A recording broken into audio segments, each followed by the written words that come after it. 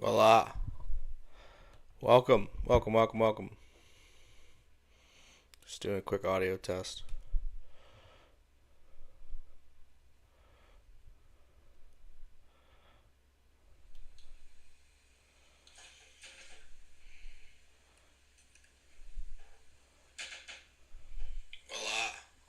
All right, cool.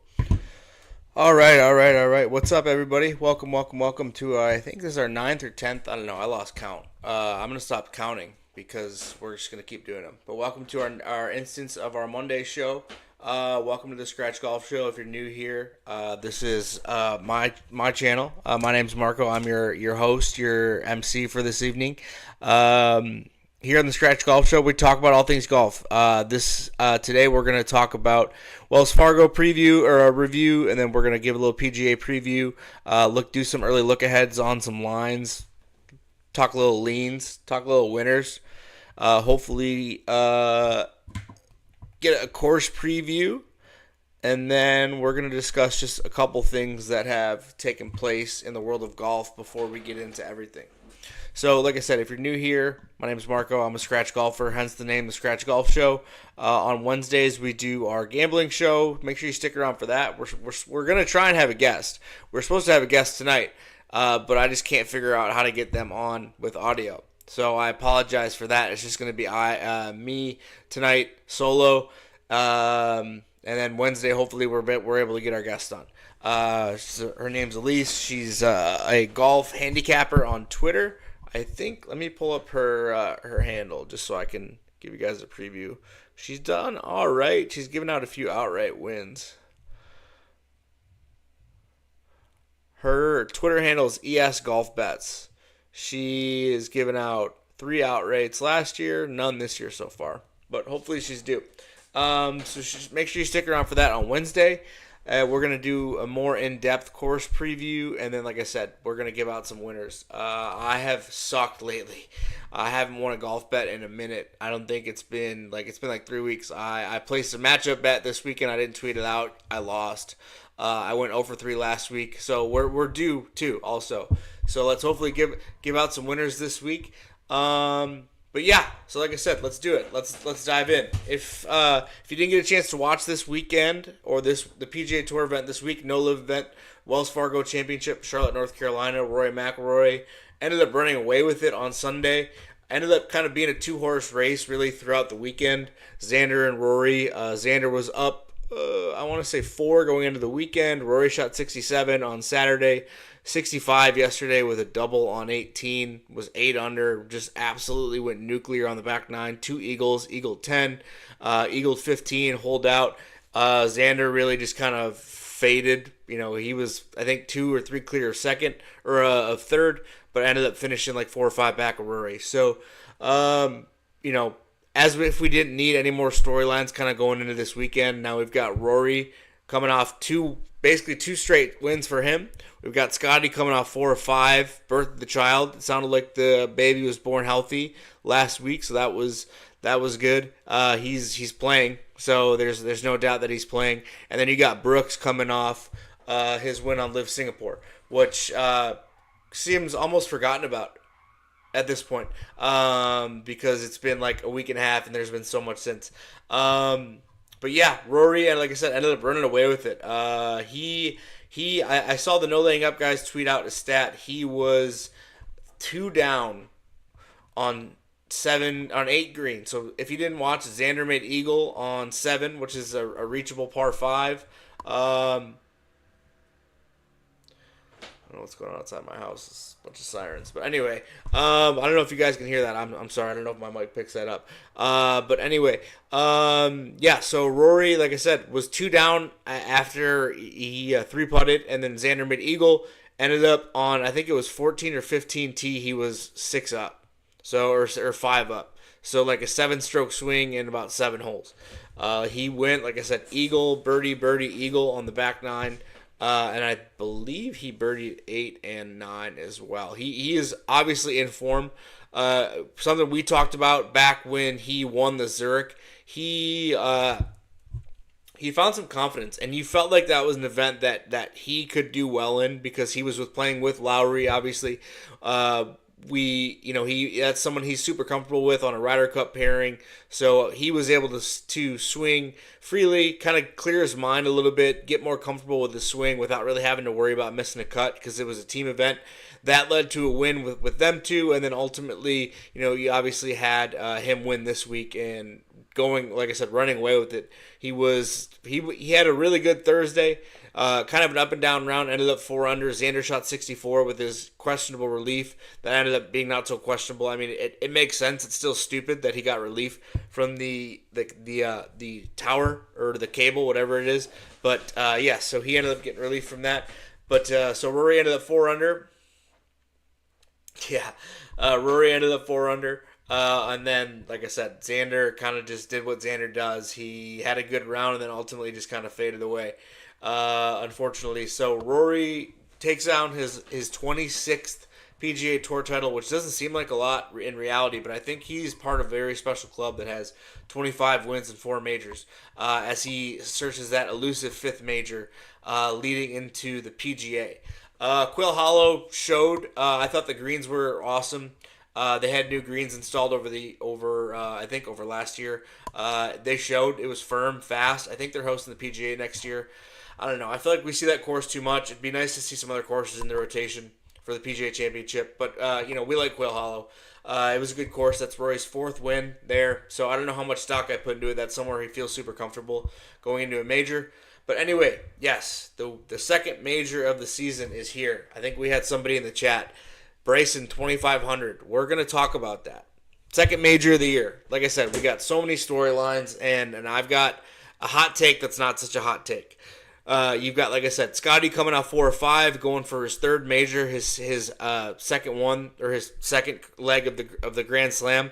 You've got Brooks coming off a win, going for number 6. He's defending the PGA, going for number 6, and then his 4th PGA. And then you've got Rory coming off back-to-back wins, returning to the place that he last won a major 10 years ago at Valhalla. So, in my opinion, it's those 3 against the field. I really think that it's a 3-horse race before we've even teed off. They're the 3 betting favorites currently as of now on FanDuel. But yeah, I mean, it's a course that apparently has reseeded their fairway, so they have new grass, which I know not a lot of people here are going to care about. But I guess it's not going to be they're not going to get a ton of roll from the fairway, so it's going to favor I feel like a higher ball hitter going into some of these greens. They're supposed to get a ton of rain this week, which will be interesting for some of those the greens to see how receptive and soft they get. I think last time Rory got to, I think it was 16 or 17 under. Tiger won here famously in 2000, so it's a course that's produced some good winners. So from a gambling perspective, I don't want to give too much away from where I'm leaning, but let's go ahead and pull up the FanDuel, and we've got our win only. So, like I said, 3 favorites. We've got Scotty plus 400, which still feels short. We've got Rory at plus 750, and you've got Brooks at plus 1400, Xander plus 1400. I don't know why Xander is even close to anywhere. He'll probably end up winning this week now that I say that, but I wouldn't touch him with a 10-foot pole, not at that number. But like I said, for me, it's a 3-horse race. I really do feel like that it's got to be Brooks, Scotty, or Rory. And I feel like one of those 3's got to win it. I actually do really like Bryson this week. It's a course that he should be able to unleash his driver, and if he can putt close to 0 or even pick up a couple strokes putting, I think he should have a good week. He's somebody I would look at in the top 10. But I don't know how you bet against one of those 3 guys. I think on DraftKings you can do like a double chance or triple chance where you can get Brooks and Rory to win at odds. I might look at those as far as some futures. I have 2 positions already. I'm not somebody who wants to come in and say, I bet this a month ago, but I did tweet it out. So if you follow me on X at Scratch Golf Show,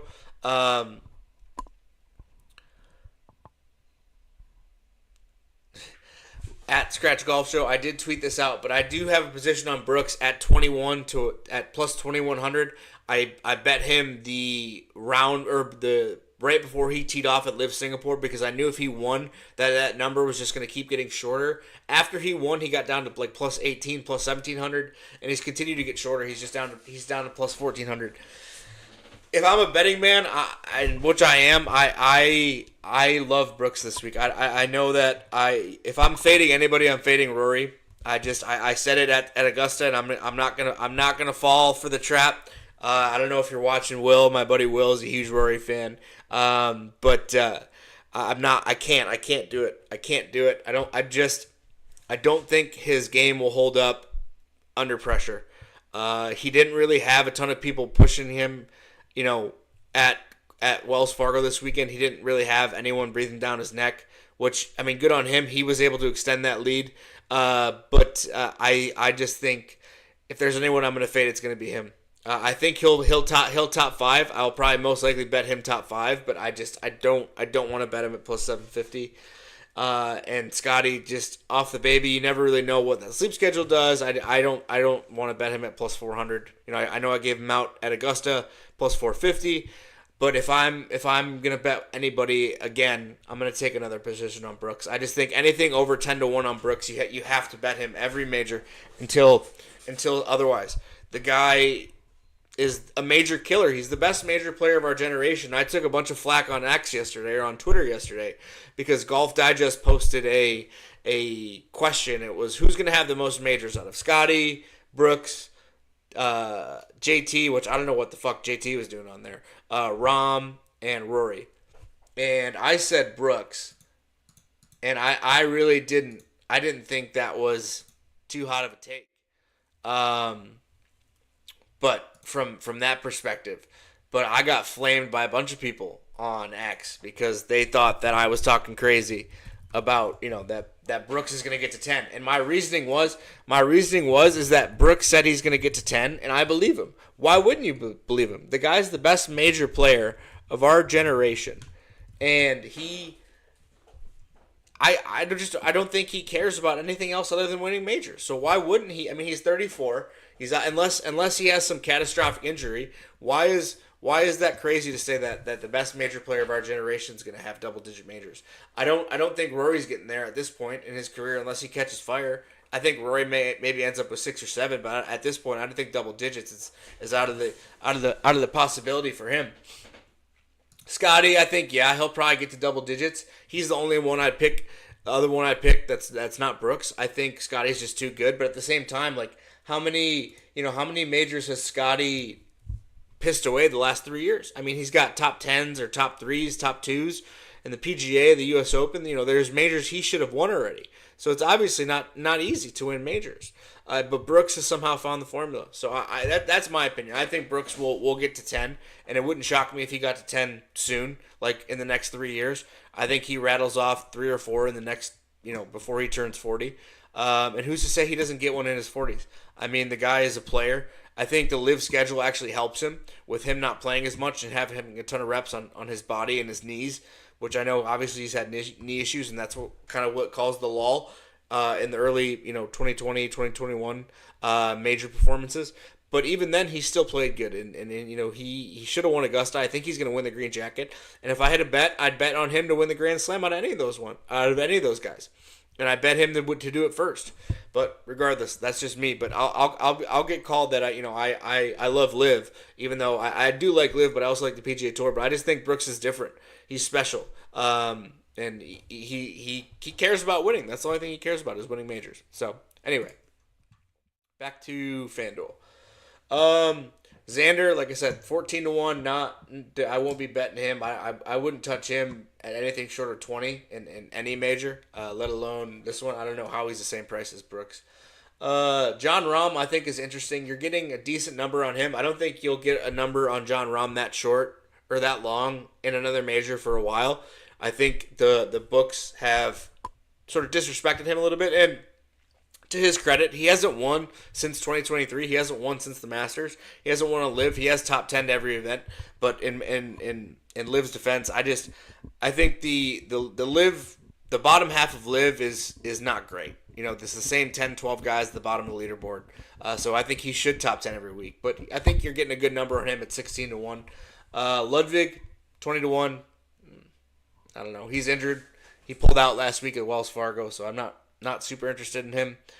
Bryson, I think CJ, you mentioned it in the chat. I do have a future on Bryson already. I took him at 30-1 because I didn't know if he won a live event that he would maybe get shorter odds. But him at 28-1, I still think you're getting a good number on him. I think he should be realistically closer to 22-ish to 1. I still think the books don't give the live guys enough credit, hence why they have Brooks at 14-1. I think he should be closer to 10-1. So I think you're getting some value in Bryson. So I already have a future in him and Brooks. Those are the two futures I have already. And I'm going to add a couple more. Morikawa plus 3,000. I've read some people that said maybe fade him. I like him in like a top 10 or a top 20.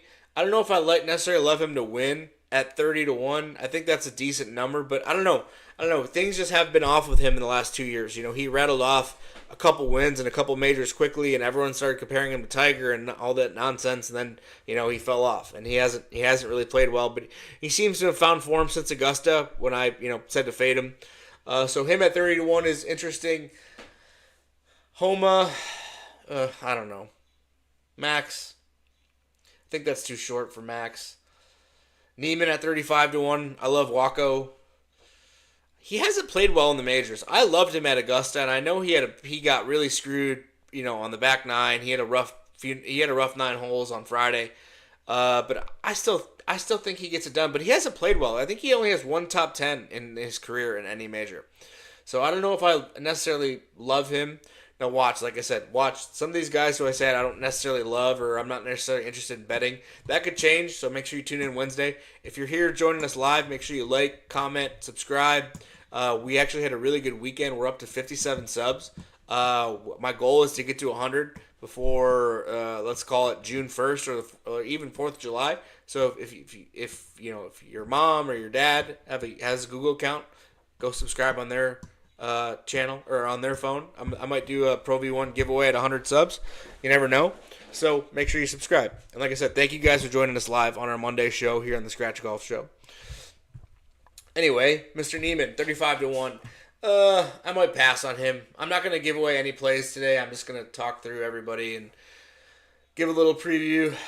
Wyndham Clark, his odds have gotten increasingly longer. He was down in the 30-ish to 1 range. He's up to 45-1. I don't know, man.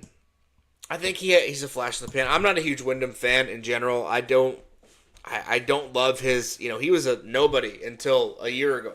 Literally, he had his first PGA Tour win a year ago. He won the Wells Fargo last year. And since then, he won the U.S. Open, obviously, but I don't know, man.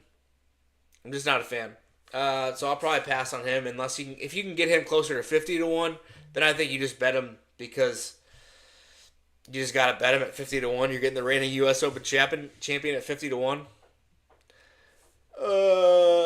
Cam Smith. Cam Smith's another guy who I think should be closer to like 30-1, and he's not. He's played well. His team has actually won back-to-back titles. He's coming off a T2 at Live Singapore. If you guys don't watch Live, I got you. He shot even the first round and then went 64, 65 on the weekend to shoot 13 under. Almost chased down Brooks. But if you didn't watch Live Singapore, Brooks kind of had the lead. And as you know, when he plays with the lead, it's really hard to catch him because he just puts his foot on your throat and will not let you get ahead of him, which is why I like him this week. But I think Cam Smith is another guy at 45-1. You almost have to in fact, I'm just going to put a bet on him right now. Let's do it. Throw a little $10 to win $450 on Cam Smith live on a Monday. I just think that's too good of a number, and I don't know if it's going to get any better than that. So Cam Smith 45-1, I think that's great value. I think I would look at him in a top 10, I just think the majors separate themselves. So I may sound a bit repetitive when I say let's bet this guy in a top 10, but I just think that these tournaments, these courses separate themselves. The cream of the crop really rises. Fleetwood, JT, man, look at some of these guys who have traditionally been at the top, or tip of the top at some of these odds. You got Cantley at 45-1. He has been abysmal this year. He hasn't done anything. Hovland is lost. He's 50-1. He's technically the 7th ranked golfer in the world, but he's at 50-1. He's lost. He didn't really do anything last week. It's funny. I bet against him in a matchup last week and lost. I bet fucking Matt Fitzpatrick, who shot 80 every fucking day. Anyway, Tyrrell Hatton, I think that's a decent number. I will not fall for the Cam Young trap. I'm fading Cam Young. Joe, if you're watching, I'm fading Cam Young. I can't bet him. The guy is just, no. Can't putt. Here's a name that I find super interesting. A couple guys here I find super interesting. Ben On. And you guys and if you don't watch golf, you probably don't know who Ben On is. He has been a grinder on tour. I want to say he won the USAM like 10 years ago. He's 30. He's my age. I know he's old. He's old as hell. But he is somebody who had a ton of promise in his career, and he may still turn out to be a great player. But I don't think he's won. Let me double check. How do you spell it? I should just type in Ben.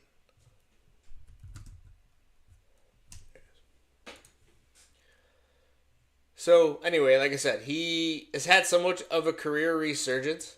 He's played really, really well this year. He's in the top 10 in the FedEx Cup. So he's never won on the PGA Tour. And here I am telling you guys to bet him to win a major. But anyway, he's had a low-key really good season. He's been a grinder. He's led the field in putting. He actually famously went to a broomstick putter, similar to Lucas Glover and Will Zalatoris. But he is sneaky gotten a ton of love this week. So he's somebody I like at 65-1 if you want to sprinkle like $2-3 on it. $5, whatever. He's somebody who I think is interesting. But the problem is that he's been a real popular dog this week. So it'll probably be the week that we're a week late. His last two starts have been T4, T3. So 65-1 I think is interesting for him, for somebody. If you guys are looking at, some of these longer odds. Speaking of, where is Will Zalatoris? Damn, 80-1. Oof. Willie Z. Jason Day, I think is interesting. He famously won the 2015 PGA, holds a scoring record, -20 in the PGA. Been playing well, been catching some flack for his fits from the Malbon, the Malbon outfits. I don't know. I think they look cool. I fuck with his fit that he wore one day. He looked like an 80s, I don't know, man. Like an 80s Miami club guy. I don't know. It was cool. I like him. But 70-1 I think is interesting. I haven't decided if I'm going to bet against him or if I'm going to bet him this week. But he's a guy I think is super interesting. If you guys, I know I've shouted him out before, but the Tour Junkies, they're awesome. If you want some good betting content, a lot better than mine, make sure you go follow them on YouTube. But they did a really good breakdown, and they do a ton of good stuff from the betting content wise. Sorry.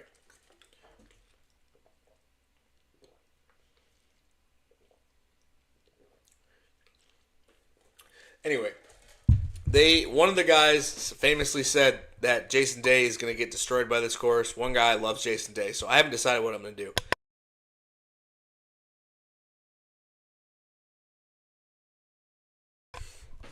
I might be betting against him. I may be betting on him. We'll see. But now I have 3 positions. All live guys again. I'm probably going to get flack for that, from people who say I love live. But I've got now Cam Smith, Bryson, and Brooks. But, man, I think you're getting some really good value on some of these guys. Like Willie Z at 80-1. I might throw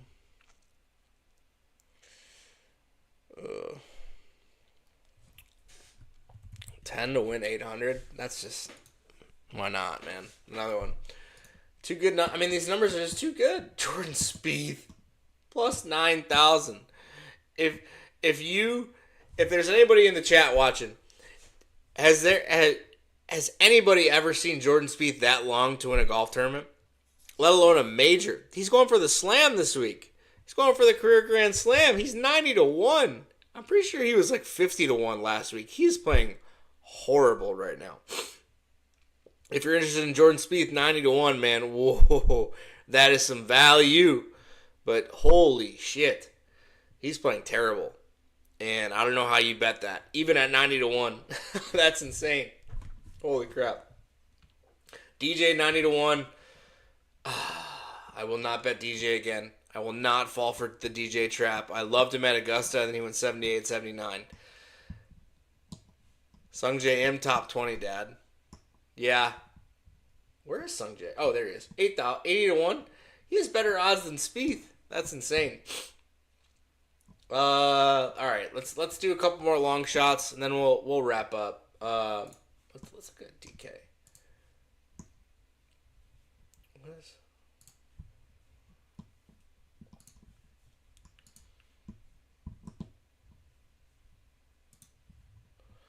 Always number shop, guys. Make sure you're getting the best number. So this is what I'm talking about. It's like,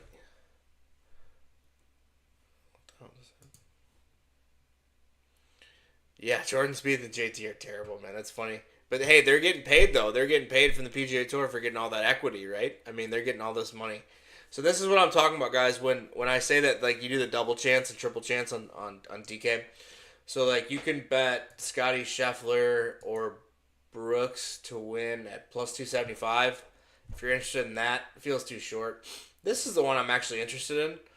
Rory or Brooks. I don't have a position on Rory, but I do have one on Brooks. So if I could lay like,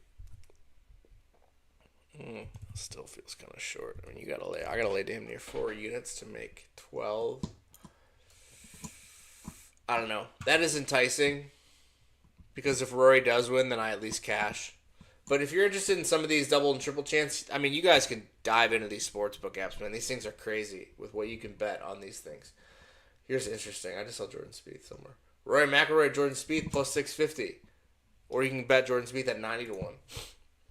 Anyway, a couple guys I'm going to talk about long shots that I really like. Taylor Gooch, if you're interested. He did get a special invite. Why? Anyway, at Taylor Gooch at 11 to 1, or at 110 to 1 is interesting. If you're interested in betting him, he has been famously adamant ever since joining LIV that he deserves to be in the majors. He won the LIV individual title last year. In my opinion, he should be in the major field, in every major field, but it's not up to me. But him at 110 to 1 is interesting. He hasn't played really well in any major, but he does have a chip on his shoulder, and I think he could flip this on his head. So 110 to 1. If you're interested in a couple long shots. Dean Burmester won LIV Miami, 120 to 1 if you want another LIV guy. Denny McCarthy, my guy Denny, 120 to 1. What does $4 pay on him? 480? That's not bad.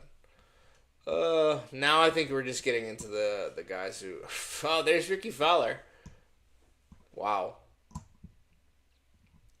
Man, Ricky. Wow, there's Tiger, which I'm not interested in. I'm not betting Tiger this weekend. No, thank you. Anyway, so yeah, that's the PGA. Quick breakdown. Went through most of the leaderboard, or most of the favorites, the betting odds. Like I said, so now we have 4 positions. You guys saw me put 2 in live. We've got Brooks at 21 to 1. We've got Bryson at 29 to 1. We've got Willie Z at 80 to 1. We've got Cam Smith at 45 to 1. What else? Like I said, make sure you join us for our Wednesday show. Hopefully we get the guest cam working. I'm gonna need to figure that out because I'm excited to have our guest on Wednesday join us. She, like I said, is somebody who gives out a ton of winners. So if you guys are watching tonight, like I said, make sure you come back Wednesday. Probably going to be closer to 9 on most Wednesdays now for the live show. Just I have my golf league on Wednesdays. Unfortunately, I can't really get back until about 8:30, and I got to spend a little time with the missus before I jump on.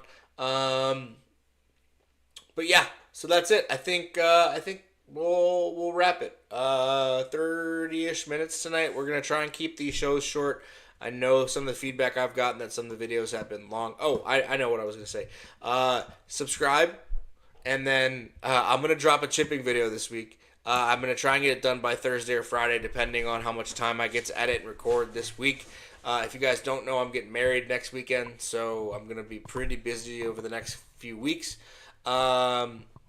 But yeah, like I said, make sure you're subscribed, notifications on when that chipping video drops. We're going to focus on some chipping technique, and we're going to teach you guys a little bit more on how I think you can improve your chipping without changing a ton of stuff. Very similar to the putting video. Going to make it real simple. Hopefully you guys like it. But I think that's it, guys. So thank you for joining us. Like I said, make sure you subscribe. Make sure you check out all our friends. In if you need some mobility stuff, speaking of mobility, visit. Anyway, thanks, guys. I appreciate you guys jumping in. Peace.